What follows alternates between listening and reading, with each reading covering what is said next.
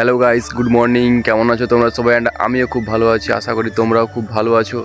তো গাইস দেখতেই পাচ্ছ গাইস, এখন আছি গাইস আমাদের এই মিনি সাইডে। তো এখানে এত সকাল সকাল আসার কারণটা হলো যে লাইট জ্বালা ছিল ওখানে মিনি সাইডে, তো ওইটাই বন্ধ করতে এসেছিলাম।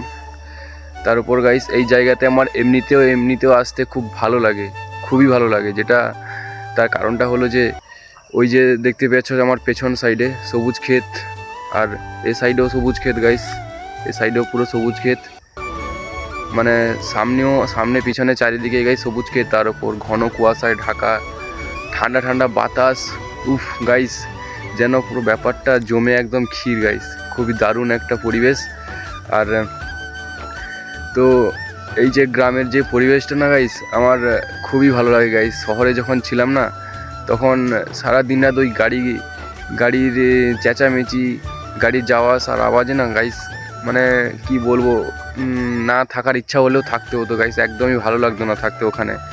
এই জন্য আমি ঘন ঘন বাড়ি চলে আসতাম।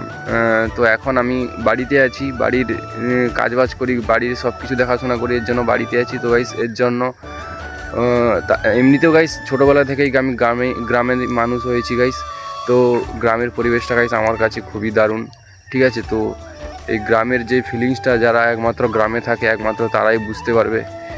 তো গ্রামের ভাই সত্যি গাইস, সকালের পরিবেশটা না গাইস জাস্ট অসাম, কিছু মানে একদমই বলে বোঝানোর না, একদম মানে কি বলবো, মাইন্ড একদম ফ্রেশ হয়ে যায় এইসব ফাঁকা জায়গাতে এলে, বা এইসব জায়গাতে সকালের দিকে ঘুরতে এলে না গাইস, এমনিতে পুরো মন একদম পুরো ভালো হয়ে যায়। তার উপর এই যে সূর্যের মিষ্টি মিষ্টি আলোটা না, এই যে সূর্য মামা উঠছে, এই যে আমার পেছনেই রয়েছে সূর্য মামা গাইস, জাস্ট মানে সব কিছু মিলিয়ে মানে একদম দারুণ একটা পরিবেশ। মানে এই পরিবেশটা এই যে কি বলবো, মানে